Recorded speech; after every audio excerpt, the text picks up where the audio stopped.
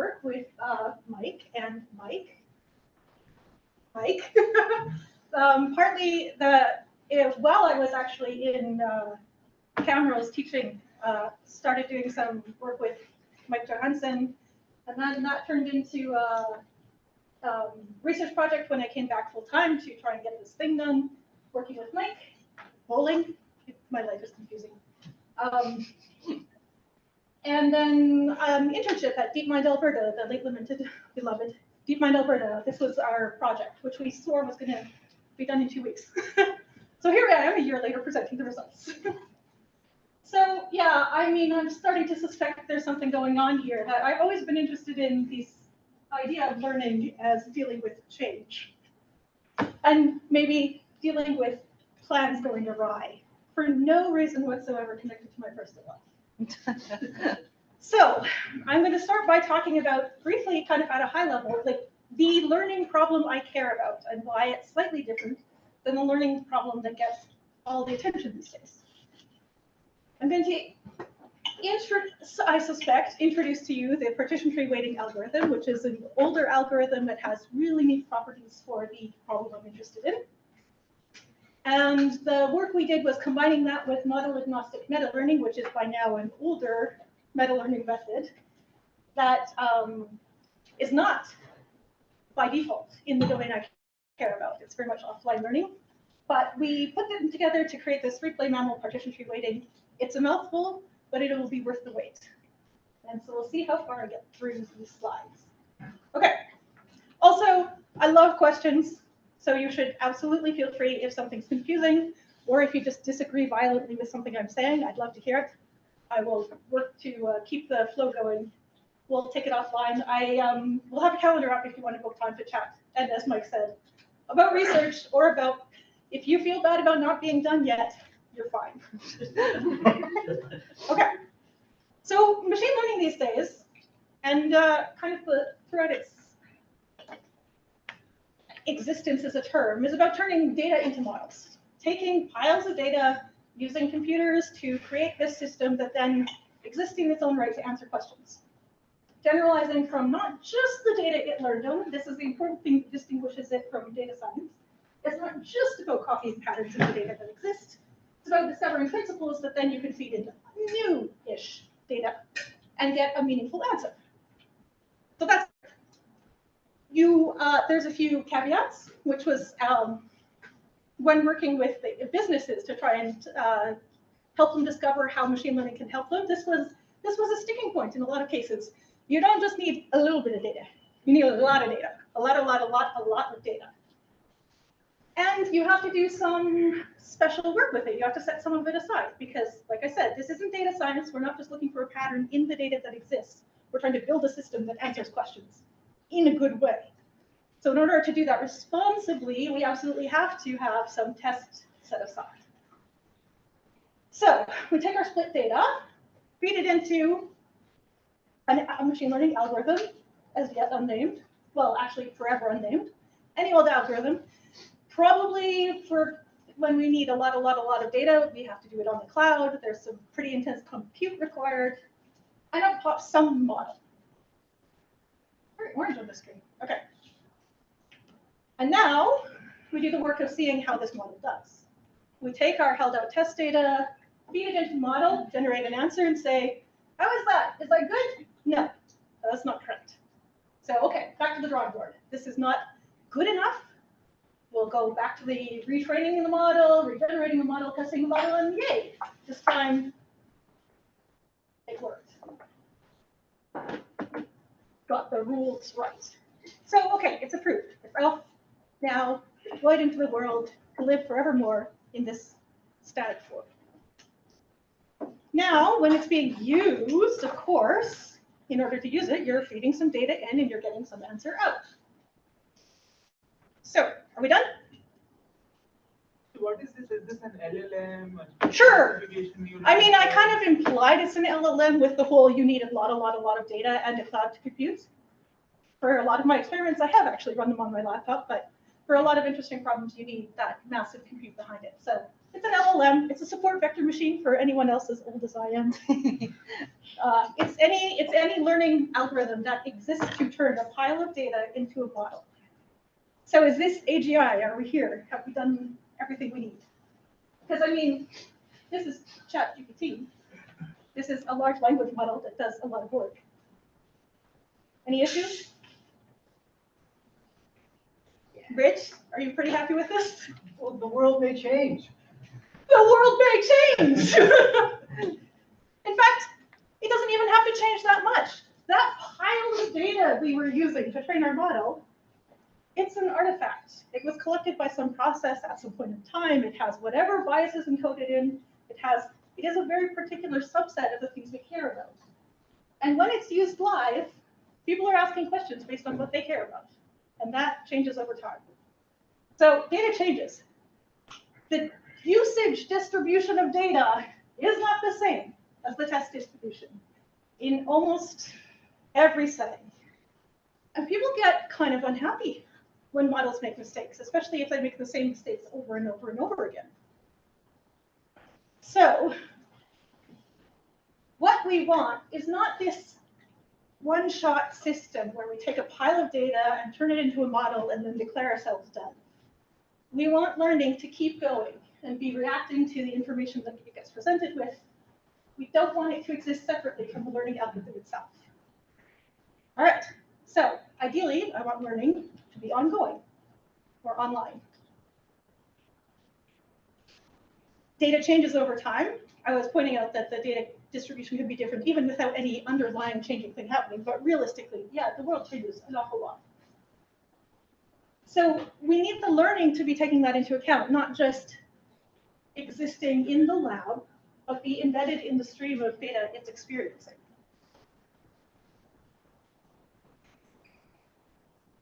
And when we have the learning being embedded, that means when you make a mistake, as long as there's a feedback signal you can act on, you should be updating it right away. You should be responding to mistakes. So this as a package is what in our work we're calling experiential learning. It is very closely related to continual learning, lifelong learning, online learning, reinforcement learning in its truest form is an experiential learning system. We ended up introducing a new term partly because we're so stuck in this model of you have a pile of data that is independent and identically distributed, and that's what you use to make the model. So much so that the data kind of defines the problem, and we say we recognize images just because we did okay on this one image set. That actually has crept into a lot of the terms in machine learning, where continual learning is almost experiential, except that we're like, yeah, but did you forget about that training task from 2 years ago? Because that really matters. So when I'm talking about experiential learning, I'm talking about all I care about, all there is the stream of data you're experiencing. You're building up the model, and you're reacting as it goes. And all that matters is how you're performing on the real data right now. No, I don't have the stream. Okay, so ongoing learning never stops. It's embedded in the system. It's embedded in time, and it immediately reacts. So that's the learning problem I care about. Any questions? Ooh. Can we assume there's not enough room to just save everything you've ever seen? A, there's not enough room to save everything you've ever seen. B, saving everything you've ever seen is not necessarily what you want to do because stuff changes. So if you kind of are beholden to always performing as well on every task you've ever seen, always saving all the data you've ever seen, you actually get into trouble in another way because you're stuck in the past. We need it to be refreshed. Good question. Any other? So we want to adapt online, but do we want to keep performing well on the older data in this case? I want to keep performing well on the data that I am going to experience in the future. It really doesn't matter anymore if I can pass a kindergarten test, although it is kind of amusing when I try. The problem definition doesn't allow for offline testing, doesn't allow for us to say, oh, but can you still do that thing that we trained you on 2 years ago? Because all that matters is the embedded experience, what you're experiencing now. But we certainly exist in a world where tasks recur. where the same kind of thing needs to be applied to a new situation. So you can't just say like, oh, it doesn't matter at all that I don't remember anything from the past, because no, you want to build on what you're learning. So the problem in the experiential learning setting is a process. It's not a static pile of data that you're randomly drawing from. It's this process that is generating data that you're interacting with. And in the case of reinforcement learning, you're intimately affecting the future data too. As you're learning and changing your policy, that will be changing what is possible to see. So the kind of, in the broadest sense, it's what is coming in the future is what we're going to be evaluated on. All we can evaluate it on is what is happening right now. And so that's, you'll see throughout this talk, there will be no tables of numbers, because tables of numbers aren't relevant. It's the learning curves that's relevant. What is the success over time as it's learning? Good question. Anything else? I'm really blinding, so I can't see. Oh, the clock's gone anyway. Oh, Exchange. quarter past. This will be interesting. I'm such a good time estimator. Okay. All right. So, okay, the great thing about liking this kind of research, great thing sarcastically, is there's not a lot of good established test beds to do this because, again, like I said, everything's kind of embedded in this idea of the data set defines, and then you have to report your accuracy on this tasks that somebody actually knows what they are and has laid out all the criteria. Like, well, if that were done, we wouldn't have any more research to do. Okay, so what we did is, this is very exciting. We took a tremendously challenging data set known as MLIST, which is the handwritten digits scaled small. It's a solved problem. Way back when I took machine learning, we had a course project which was building a MLIST solver. I tried to do a multi-class SVM. It did not go very well. K-nearest neighbors always won. Still probably always wins.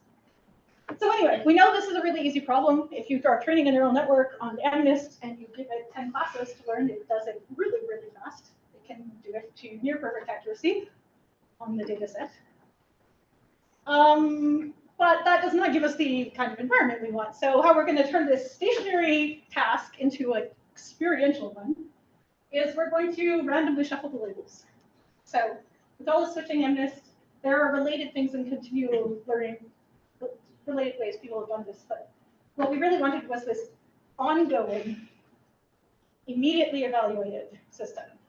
So at the beginning of time, we shouldn't see that yet. We get triggered to set up a task.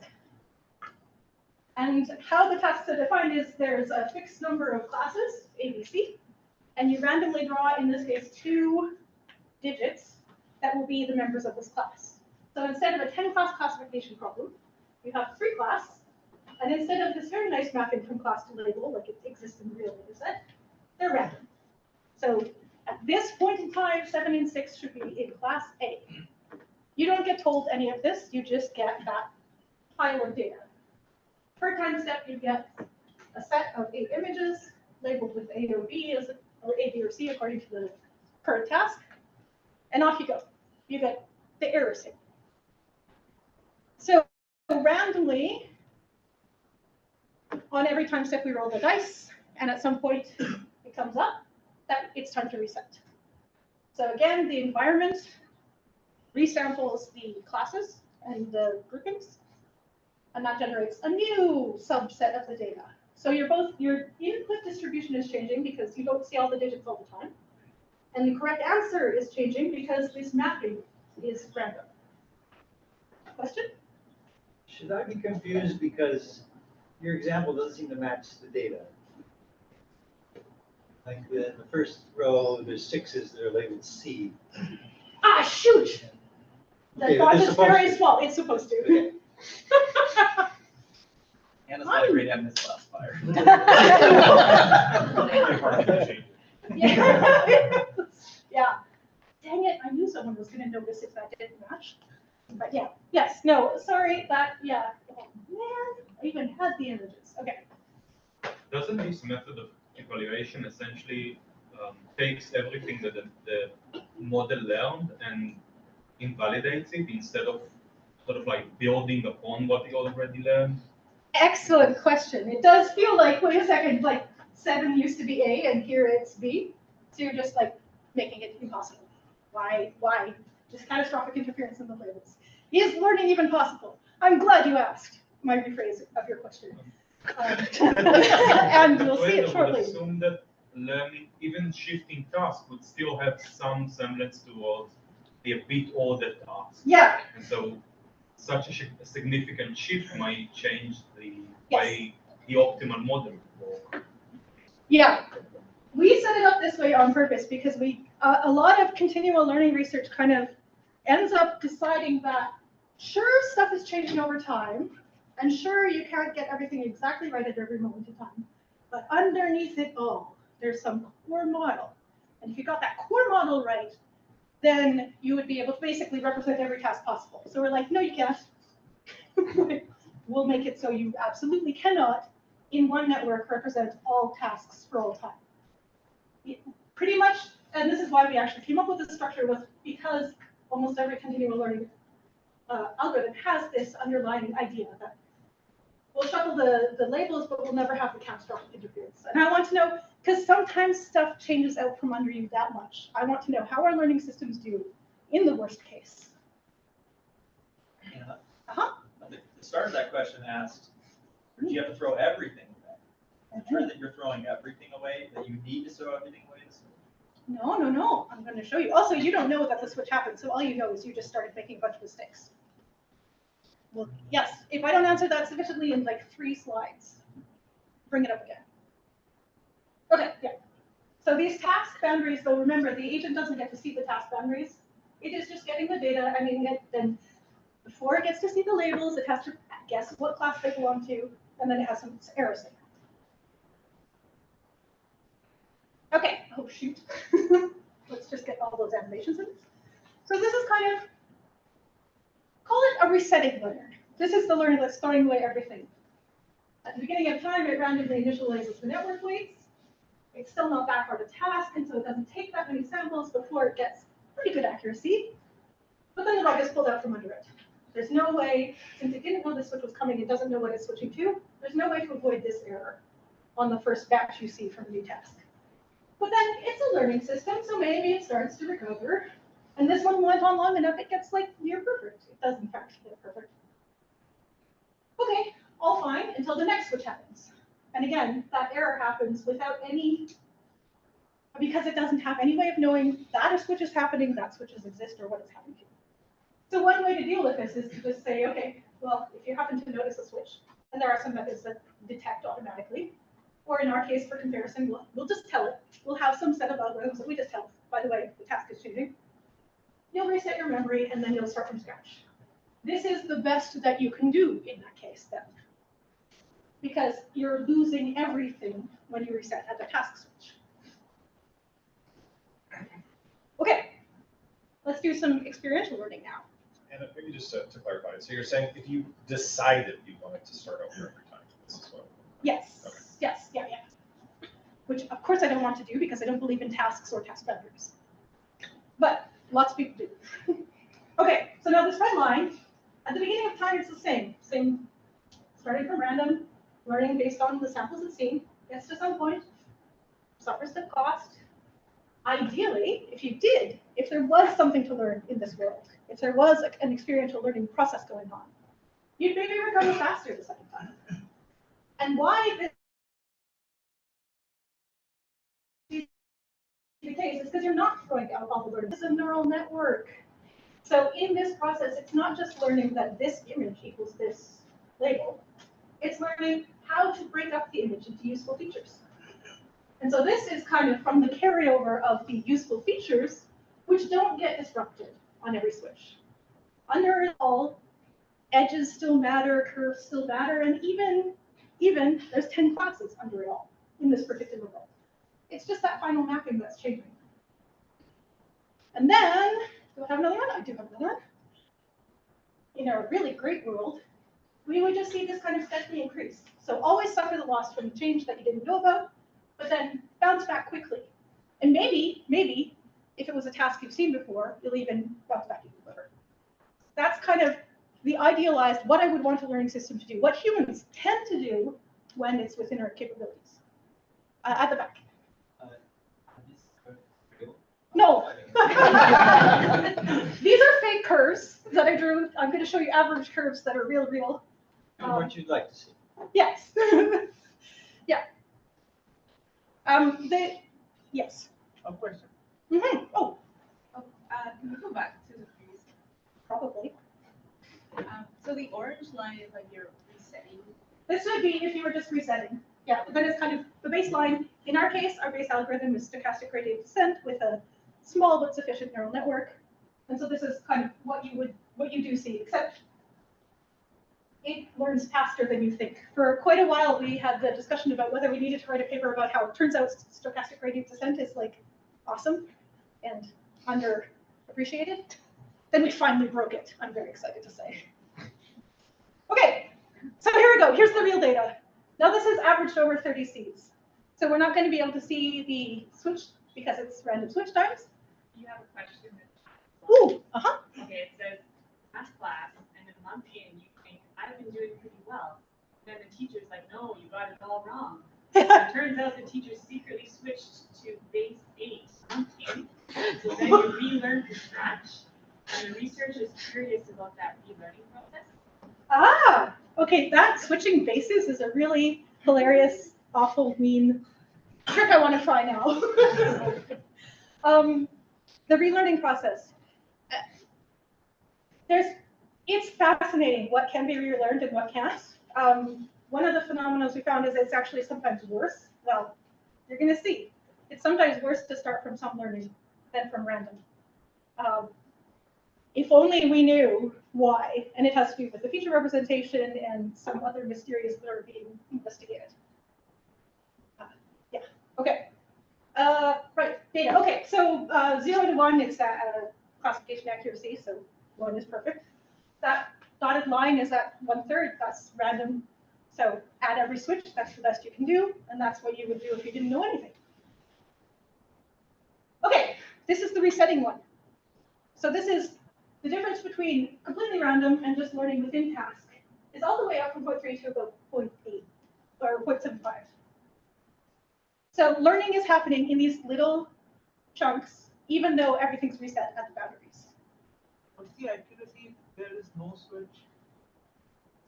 Oh, it just shoots up to 100 within like a very short while. It's not. You can't see that because this is averaged over multiple trials and over 100,000 steps. But yeah, and this is an easy problem, so it doesn't take long for it to bottom out, top out. Okay. How many switches do you need? Yeah. It is switching about every 25 time steps. I forget kindergarten math. A lot. A lot. It's switching really frequently. Yeah. So is every step just one step of learning, right? Like you see the current sample, like, or is there a mini Good lab? question. Yeah. Each step is I get to see 8 samples with their current labels and get tested on it and then do my updates. And then the next step is a new 8 samples. Tested on it? Well, like you don't get to see the answer until you tell me your guess. So you predict what the class should be. It's the normal thing. It's the normal thing. It's totally normal. It's just Okay. performance. Yeah. There was So how come you started at 1/3 at the beginning? because it's averaged over 30 seeds and 100,000 steps. Still the very first step. You The have to very do first the step is, it's just like too small to see. There's, It can learn within 25 steps. it definitely learns within 25 steps. It learns within about 4 or 5 steps. Generally. Yeah. See? Gradient descent, faster than you think. Was there another question? Okay. Oh, yeah.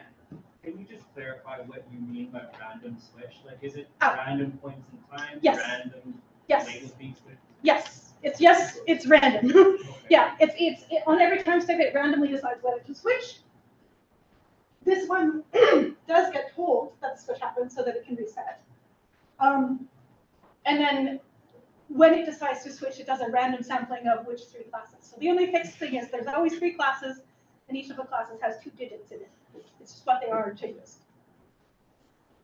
You mentioned every 25 steps, but you also mentioned that it's on average. On average, every 25 steps. My early experiments were more regular, which made for nice graphs, but then we were worried that it would be accidentally exploiting the irregularity, so we decided to make it harder.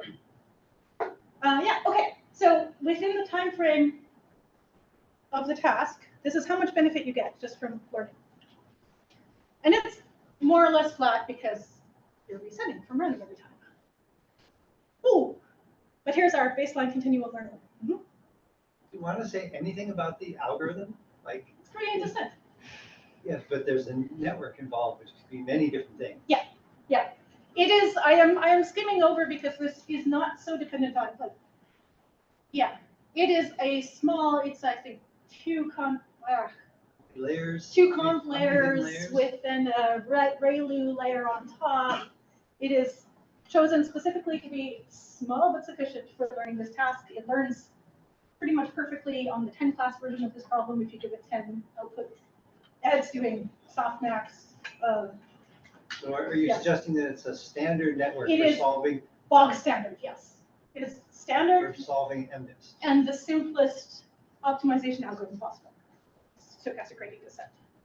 If anybody is a fan of Adam, ask me about that later. Not the person. Is he here? When we say reset, do we mean to reinitialize the parameters of the model? Yes. Yeah. The same one or randomly initialized? Randomly initialized. In the standard way. In the standard way, small around, or I forget the name of the reinitialization, but Standard way. standard, yeah. What was the dotted one? It is dotted because it's cheating. So just in general, in the graphs, when there's a dotted line, it's because it has access. It's not a full experiential learner. It's being told time to reset now. It doesn't do any kind of automatic detection. No, I think she's asking about the one. Oh, that's uniform random. That's Not the cheating. thing. That is not cheating. That is. Yeah. Okay. So the only difference between those two is in one case you reset it, the task boundaries. Yes. The other case you don't. This is a true continual experiential learner. It starts learning at the beginning of time. It updates its weights forevermore. It does quite well. Even with the catastrophic label interference, remember, like, it can learn.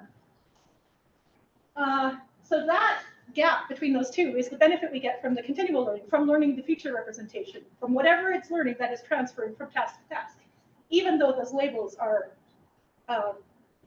throwing things for a loop. Okay, so let's keep going to 1 million, because by now I've started my internship at DeepMind, so I can.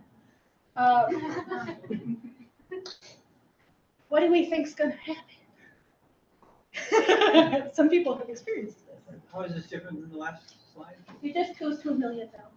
What did- Our last slide is this much. This is the moment we broke gradient descent. Adam and some other fancier optimizers collapsed within 100,000 steps. But my Nemesis, my frenemy, online stochastic gradient descent did this thing, which was weird because you're like, buddy, what's going on? You were learning just fine. You were adapting when things changed. You're just doing a gradient descent in response to your error and everything. What happens? That's a big mystery. It's not that it kind of gradually gets worse. It's that every individual run reaches a point in time where just it stops adjusting, it stops tracking, it stops responding to the errors, and just predicts the uniform average. We thought this was weird, and luckily so have other people. Shrunch isn't here, I think. Aha! Yes! Some excellent work I can recommend on this phenomenon. It occurs all over the place. It occurs in reinforcement learning. It occurs in continual learning. It occurs in DeepMind, which I am treating differently for some reason. We don't hear about it because of this, again, not really caring or not really publishing so much about this continual learning side, this ongoing learning. But it is a really consistent phenomenon with deep networks. It doesn't happen with linear functions. But So that is actually all I'm going to say about that right now. Even though it's a fascinating topic, I direct you to follow up research. Because this is just kind of awkward for the problem I care about. Here is my bog standard friendly algorithm that has succeeded before. And it turns out if I just ran it for longer, it would collapse. That's kind of unsatisfactory. So great, okay, we could just keep forgetting. We could just reset, but A, I don't believe in tasks, so I don't want to have to reset at task boundaries. And B, there's still quite a lot we're giving up then in that case. Frequent forgetting means giving up on that continual learning, plus the whole concept of learning at all. So that's not great. We could remember everything, we could do the continual update, which is fine up until it really, really isn't fine. Okay, so what are we gonna do? Never choose, do all the things. Life advice, yeah. Okay, this is where partition-tree weighting is gonna come in. Yeah. This is going to get interesting. So up until now, hopefully you could follow whether or not you've done stuff before. I'm still hoping you'll be able to follow, but the basic structure behind partition tree weighting is this binary partition tree. It says, I don't know when you have to learn. I don't know when you have to forget. I don't know anything. But I am an embodied embedded agent. So what I can do is say, when in doubt, divide by 2, divide and conquer, say, consider all the possible models. But since we need to compute this before the heat death of the universe, only look at models of powers of 2. And with this structure, you can get provably good approximation of whatever partitions actually existed in the data, post-hoc. You just have to chain them together in enough cases. That is not expected to make sense from this model. This structure is underlying the theory. It exists outside of time. You have to know how long time goes for to draw it, but we don't actually have to ever touch it. The partition tree weighting algorithm doesn't store all that in memory, because if it did, it would not be very efficient at all. So what we do instead, we have, in this case, 6 models of varying powers of 2 from 0 and 1 all the way up to 6, 5. This is all we're going to keep around. We're going to have at most this many different models. And with that, we're going to keep track of everything we need to recover this, in hindsight, best partition possible over the data we actually experienced. At a high level, does that make sense? Is there any questions? We're going to walk slowly through some updates and see how it goes. Can you please quickly repeat the idea? What is the idea? Internally, we have 6, in this case, copies of a gradient descent network, or of the network. And we're going to just do gradient descent. We're going to do the regular, again, the bog standard, exactly what you'd expect, updates, but with a twist in that we're going to keep one is responsible for keeping track of 1 time step, only ever. That's how much memory it has. One is responsible for keeping track of up to 2 time steps, and so on up the tree. So what we want to recover is this ability to respond, to forget when necessary, remember when useful, and not get stuck in this catastrophic loss of plasticity that we saw. I'm really dense. What does it mean to remember for multiple times? Yes, that's the part we're going to walk through. Okay, so beginning of time, we'll initiate our models. Randomly initiated in this case. We see an example there at the bottom of the screen. Just like as if this was the only model, we just pass it in and update that model. Okay, now this one knows about this data. And so on up the chain. So now we have 6 copies of the model that have been updated on the same data. It's going to be worth it. All right, next time step. Nothing interesting is happening so far, but at this point in time, notice that this guy's out of memory. I said he only got to pay attention to 1. So this one reinitializes. We get a brand new model, but we can't just throw away that previous model. We're not going to be able to use it anymore, but it did have an effect. Isn't the data on 1 time step 1 picture and 1 label? I'm sorry, it's not truly online. It's not online in the reinforcement. The data at one time step is 8. We wanted to give it a chance in Is one what? time step. 8 pictures with the associated labels. 8 pictures. 8. It has, I think it's a spider. It has 8 eyes. It has. It just gets. That's the environment it's in. It is just this much observation. There are 8 pictures. I don't see why there's 8 and how the 8 are picked or anything like that. Because you grab a handful on every time step. I think the 8 was arbitrarily chosen. Oh, You yeah, could have sorry. just as chosen, this is easily chosen 1. We did in fact choose one, and this things all stuck. I think the goal of choosing 8 was to make sure that people weren't bought. This now approximates mini batch SG. Yeah. So we traded making Rich unhappy for making all of the supervised learning reviewers unhappy, because they think that incremental doesn't work at all. It does, but we decided to go with a batch, a small tiny batch on each time step to make them happy. But yes, makes Rich very happy. So So you're having a batch of 8 examples, randomly pick that example Yeah. from the current hypothesis, yes, the current, and then you're only going to possibly consider changing between batches of 8. yes, yeah. This is the cadence of the universe is to give me 8 pictures at once.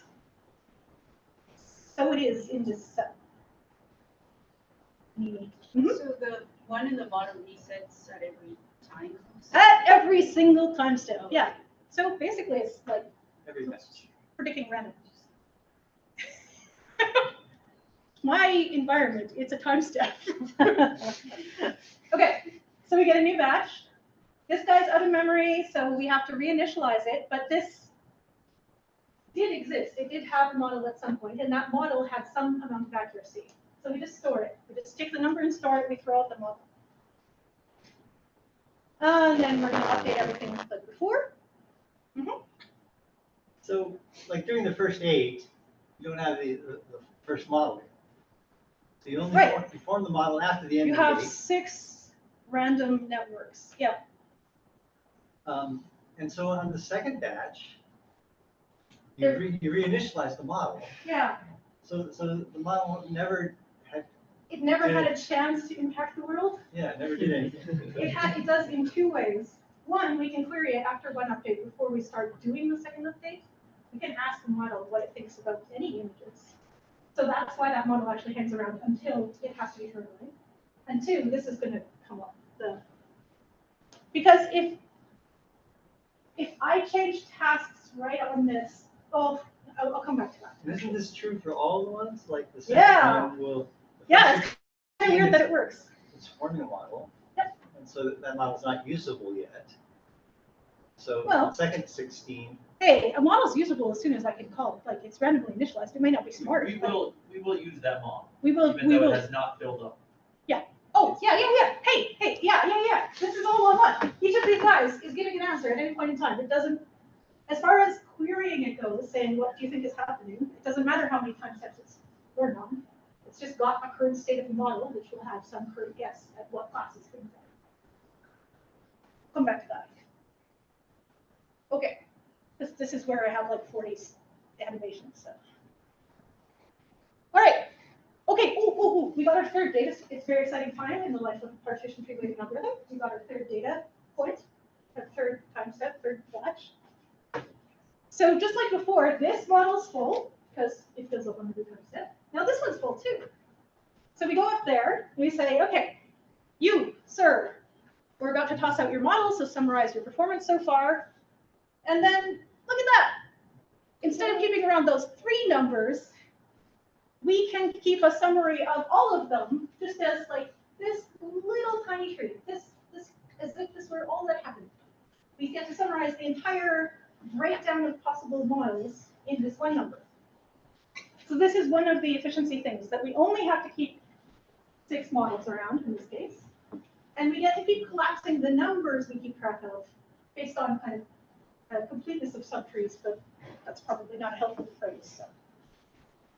Okay, so now we've stored the number we need to reinitialize the model and update it so that they can start doing their job going forward, and so on up the tree. And so on.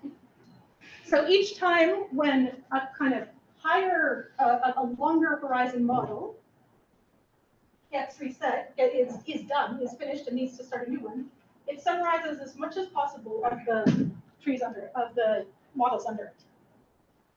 And so as we go along, we still only have 6 models and up to 6 numbers. Questions all over the place. I don't understand what the number is used for. Is it just as a summary to look back later on how the performance was, or do you use it to learn from somehow? Well, this is just the explanation of how the models get updated. I haven't walked through what happens in order to make an estimate.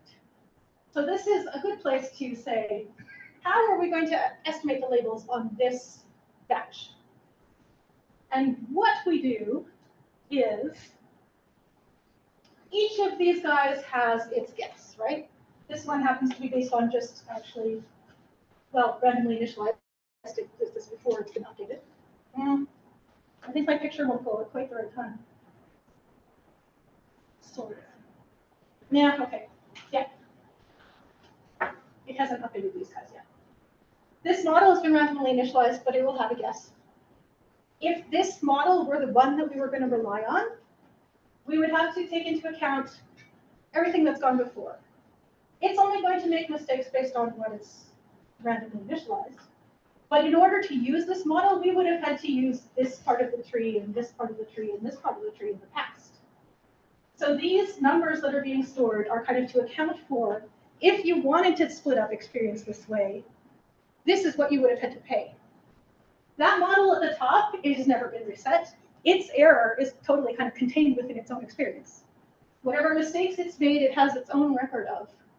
And so if you're weighting the prediction of that model, you say, how accurate have you been overall? But these middle models, we can't just ask them how accurate they've been overall because they've only been around for a little while. And if we needed to use them, we'd have to actually have these other ones before. So that's where the number, and this is, I can tell, clear as mud. Any clear? The way you're summarizing, like the accuracy of the model, like, is it just like on average, or? It's a Bayesian update actually. So that it starts out with the prior that longer models are good, and it combines that with the kind of mixture of how much I'm making mistakes versus how much for smaller models that contribute to my tree make mistakes. That's kind of the magic is one algorithm, which I just didn't put on the slide because people haven't found it useful, but I'm working on pictures. Ha! Okay, one more question? So I don't want to slow you down because then you're light on time, but I think there's a high level thing that hasn't really fully connected for me yet. So let me tell you something and you can tell me if that's what's happening. Excellent, yes. So there's 6 learners. Yeah. The learners are learning different ways. No, they're all learning the same way. You could put a particular structure on this, sure, about like sizes and lengths and stuff, but like maybe I can think of this as just 6 totally different learners. They're all learning different ways, and you want to measure how good each of those learners kind of seems to be on average. Is that not right? No. Yeah, this is where I need. There's some magic picture I haven't found yet. This is not about a length 1 learner or a length 2 learner. This is about all possible ways of splitting up experience, all possible ways of forgetting and restarting learning. And all experience matters, so when I'm considering kind of like a model that's looking only a little bit of experience, I did have to actually go through some other models to get there. So someday I'll find a way to explain this that is not confusing. But yeah, it's not actually short or long-term models. It's always considering all mixtures of them, such that they cover all experience, clarified nothing. When you're reinitializing a model, are you pulling from your random initialization again? Yeah. Like just a new, not something that you've used before, but just a new random. It is randomly initialized at every time step. Forgets everything it's ever known. Okay. And so the system as a whole, the only way it actually can remember is because it has some of these long-term models still running, haven't been reset yet. The kind of long-term knowledge is encoded in the long models. These guys take care of quick changes that you need to adapt to fast. Could you give the same intuition with just, let's say, 2 of these models, like one very short term and one very long term? So as to Yes, but you won't get the complete, like you could, sure, just like mix one that's forgetting after 2 time steps and after 4 time steps. And that is kind of a classic mixture of experts. You get some really strong guarantees because of using this structure, that in fact you will have learning quite close to the best possible partition in hindsight, which I'm going to show some results just so I can say. There are more papers, and someday I'll write a blog post, which I eventually think will explain this clearly. Okay. Right. Okay. Oh, oops, I was supposed to animate. Anyway. Oh, the wrong one animated. That's cool. Okay, so here was our forgetting learner, forgetting on every actual switch. Here is our continual learner, does great, and then takes a dive. And here's our partition-tree weighting. All it's doing is combinations of different lengths, these binary lengths of that same algorithm, and it beats them both. And it doesn't have this catastrophic failure. Notice we're going to 1,000,000 here. So, So the other two, SGD and HGD, these are just one network, right? Of let's say some size X. Yep. And this is 6 networks of that size. I mean, it's 15 because we're going to 1,000,000, but yeah. Oh, yeah, it's the same network under the hood, yeah. But like, so it has 15 times the parameters as these. Yes. Okay. There is a log T expansion in your model space because you are creating log T extra models. Okay. But it is not dependent on the number of switches or the number of tasks in the environment. It's not dependent on anything at all except time. And there's some efficiencies that are exploitable if you really wanted to stop that cost. Yeah, okay. So, partition-tree weighting, greater than the sum of its parts. Anything weird about this one? Anybody have questions about? It's great, right? Except for the spots where it isn't, yeah. Except for the spots where it isn't. What the heck is going on in those spikes? And these are averaged over 30. All the other spikes got kind of smooshed into, like including the collapse, right? Got smooshed into the confidence interval. These ones exist even averaged over 30 because it's the binary partitions. When you get to the end of a significant partition, you're resetting a whole whack load of your models, throwing away all the learning except what's contained in the longest. And that is eventually large enough to be visible in the results. So this is kind of great. We can do continual learning. This is an experiential learner. It doesn't require any information about tasks. It doesn't require being told about them. It doesn't require pre-training, except for it's only a little bit better, and there's those spikes, which are really annoying. So this is where, we got task agnostic learning. We don't have to know about tasks. We don't have to care about them. We get to adapt online automatically without having to know anything, monitor anything about error. It just happens within the system. And it only costs log T extra models. But those spikes. So this is where model agnostic meta-learning comes in, which I'm going to have no time to talk about, but at least in this case, there are so many tutorials on the internet. If you're interested in this, you can find the code. Basically, the idea is normally when you're doing gradient descent, you measure your error on a sample, you take a step in opposite direction of the gradient to adjust your parameters, and there you have it, your new model. Model agnostic meta-learning, instead of taking a single step, we say, what we care about is, I want you to find a good position to learn from. I don't need you to have the right answer. I need you to be starting in a good place. So we'll do the normal gradient step, but we're going to just like hold it temporarily for a while. And then we're going to look at the error of those weights, those one-step updated weights, and take the gradient of that all the way through the learning updates. And that's what we're going to use to find our new parameters. So this is a few-shot learning algorithm. It is not an online algorithm. So in order to train it for our tests, we have to kind of consider, luckily, by some coincidence, we constructed it in such a way that we could train this offline. We can just randomly sample a task, get some samples from it, do the updates, and so on and so forth, until we have this good offline trained starting position. So it's not an experiential learner, but it is something we can pass to an experiential learner. So here's our performance before. If we cheat, if we take that MAML initial model and tell it when resets are, holy dynamite, it's good. It is a bigger gap than I expected to find. Its performance is really, really good. So we could be done, except for I still don't like offline training. I still want to know what you can do from your own experience alone. And I really don't like you telling me when task switches. That requires I define task switches and I just. So first, we just take the MAML model. We're okay for now. We're fine with the offline training. We have this initialization set, and instead of randomly initializing the models on every time step, we initialize them to the conveniently provided MAML initialization. And that gets almost as good as the cheating model. So this is not told about task switches. This is all based on that structure we saw. And it's getting almost as good as perfectly aware beforehand of when task switches are coming. So great. But like I said, does the MAML update see enough into the future to get a change of task? No. Like the light blue line? Or in training, MAML just gets like samples from a task at a time. It's all controlled in the way that is ideal for it. On the same task or from a distribution? Yeah, the 2-part update has to be from the same task, mostly. Yeah. Right. Okay. Can you explain again, like, what does it mean to use MAML app? Like, you still have log. You still have log things. It's just the only change is instead of randomly reinitializing the network whenever we are done, whenever one runs out of memory, we reinitialize it to this thing we found. That we found before time, and we just store. Okay. So it was something we found before time. Yeah, I know. Before time doesn't exist, so what the heck? Yeah. So isn't that cheating? Yes! It's cheating! It's cheating! You have to have the task definition in order to do the sampling procedure. I don't want to do it that way.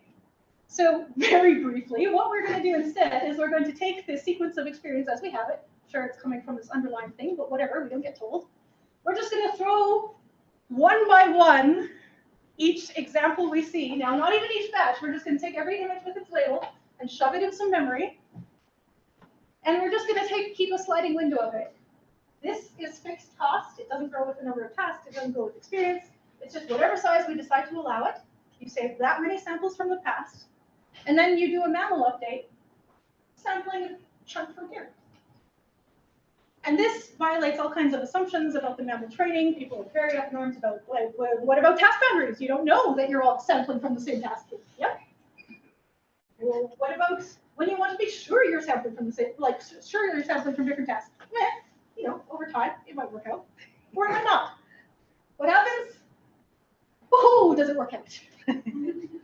It can actually be learned completely online without worrying about task boundaries. It doesn't know a thing. It's just shoving data as it comes into its buffer. Things are getting thrown out as it runs out of room, and it's all fine. It actually does better than the offline trained MAML. So in that case, the upper blue line, it's got a dashed line. But this is being told. This is using just the online trained initialization. Okay. But it's told about resets. Cool. Because otherwise it wouldn't know when.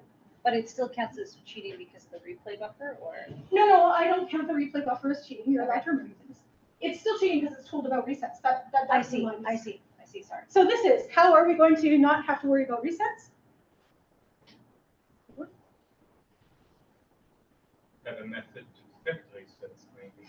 That is actually the procedure that almost every continual MAML adaptation uses. Is like, okay, we'll find out when something is changing. I don't like it. I don't like caring at all about task boundaries. So instead, using PTW. So replay MAML gets us online task adaptation almost for free. This very tiny cost compared to the log T model cost. It's nothing. How does it perform? Okay, here's zoomed in the MAML plus PTW. This kind of should be dotted because it's offline trained. And MAML plus reset. Online. No task boundaries, no offline access to tasks, nothing at all, just learning from experience as it comes, and we get that same boost over the offline training. Better than the cheater. And sure, there's this cost for starting from random, whatever. Run for an infinite timeline and you're fine. That gets washed out. Okay, so yay, we finally got to our fully experiential learning algorithm. No cheating on any front, which makes me happy. Hopefully makes the reviewers happy, we'll see. Oh, that's quite the color combination there. I want real data. So this is, of course, on a very artificial, designed to be problematic in certain ways set. From experiments we've run unofficially on other data sets, it works really consistently. partition-tree weighting is much stronger than you'd expect on a wide variety of tasks. So if you have this case where you don't want to have to define tasks and you have a stream of data that you have to react to, this has potential, and I would like to talk to you. All right. Sure, 1 minute to spare.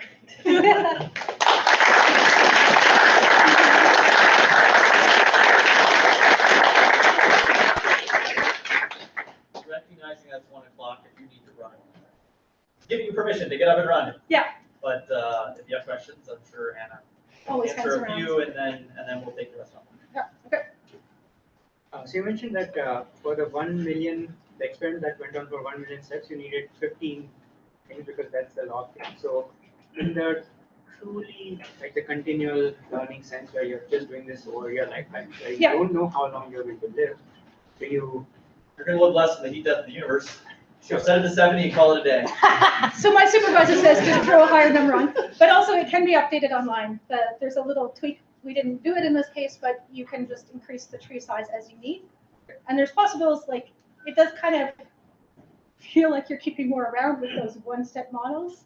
So I might sacrifice theory for efficiency at some point. But then again, it's only a double speed up, so. You can chop off the bottom. You can chop off the bottom, you can change the granularity, you can do some things, but that's kind of future work. And yeah, and it was easier to just turn a 14 into a 15 and be done.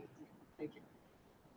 I don't think I completely understand, but how does the PT you actually contribute to, like, you get all those partition aggregates and so on, but then how does it impact how you reset in terms of, like, I'm still having that gap between, like, how does that help in terms of identifying boundaries? It doesn't ever explicitly identify boundaries. It just does what is appropriate for the moment in time. You can do some other things, and we have done some experiments with recovering after the fact. Say like, hey, you know, you used to have a lot of weight on this long-running model, and now suddenly that dropped. So something changed.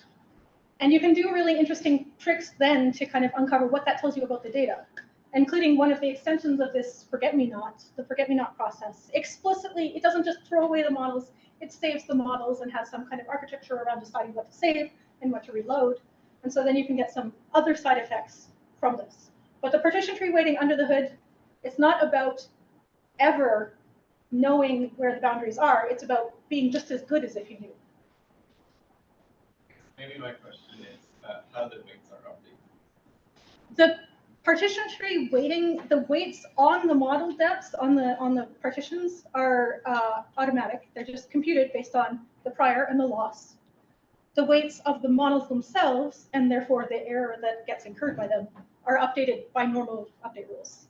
So there's this combination of the combination computation is not learned, it's just fixed. A question about the details. Uh-huh.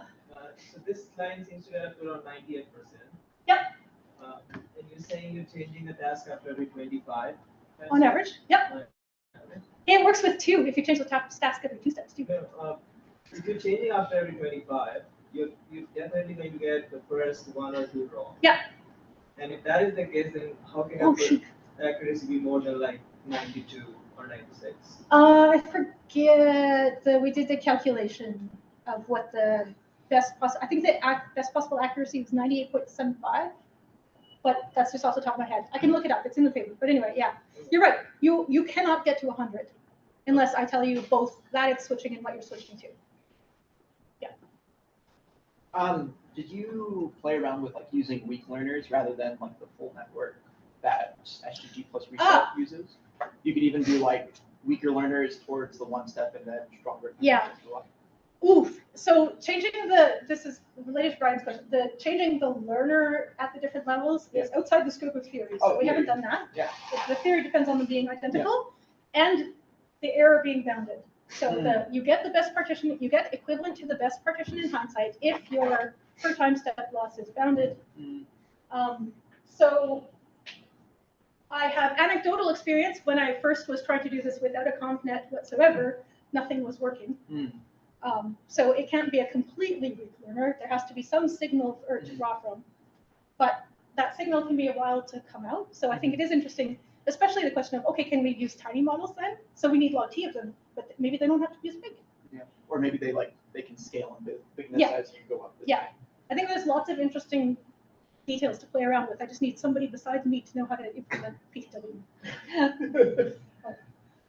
So does your long-term model lose capacity? Yes. You're training that for a model. In fact, the longest running model, we have we looked at kind of the internal performance of things. The longest running model does eventually collapse at whatever random time point based on its initialization and path. But PTW doesn't care because it's like, oh, you suck now. You know, we downweight your prediction and keep going. And So- is your model not metric? For example, if you can enough concepts, you grow the number of models. No, well, no, because we picked the heat death of the universe as the time first.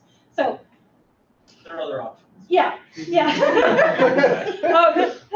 For these experiments, we set it to 15, so we didn't have to worry about that little. There was enough finicky off by one error so that we didn't want to deal with that. But it is theoretically justified and possible to grow. Because it does mean that for the first half, you're being memory redundant, right? Like 2 of the models are in fact exactly the same as the first half of the steps. So there's smart engineering tricks that you can. Yeah, but I'm saying if you mimic the real world, let's say you don't know the lifespan. Well, And do you need more models?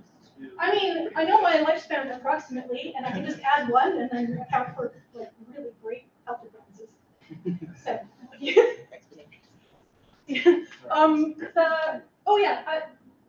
we do get. I wasn't sure how much of an effect this would have. The models when it's not now initialized, they're randomly initialized. So you do get a very slight ensemble bonus because those are not identical models. When it's initial MAML PTW, when it's initialized with the pre-trained MAML weights, they're all the same. You have totally redundant copies. That didn't make as much of a difference as I thought it would.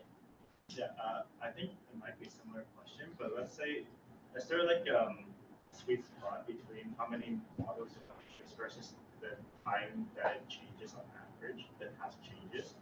Like, because imagine if you have, let's say, long enough horizon before the task changes, then naturally you probably don't need. This is fairly consistent. Like PTW is just fine. It's fine if nothing ever changes. Then it just puts all its weight on the long-running model and doesn't worry about the other ones. It's fine if it's changing every other time step, because then it just does not put much weight on the long-running model. So this is what I like about it is that it absolutely doesn't matter what the cadence of, and it can switch. It can be very frequently early on, and then change to really slow later on. And because it's not doing this, it's not trying to learn, oh, short models are good. It's saying, how could I have done best in this current situation? So it can adapt. David had. I guess even that you mentioned you can observe long models collapsing. Yep. Is there some scenario where you actually need those very long-term models and they're all starting to collapse? So you're going to lose them? That is a really interesting question. So do you ever kind of, when does it become too much that so many of your models have collapsed? That relates so much to why the collapse is happening, which is just not as simple a reason as you might think, that I think we'd have to see. I was expecting to see PTW start to suffer at least somewhat, and it just didn't in the time horizon of anything we ran. So, yeah. Right, I'm gonna propose we thank Anna, and if you have further questions, come up and chat.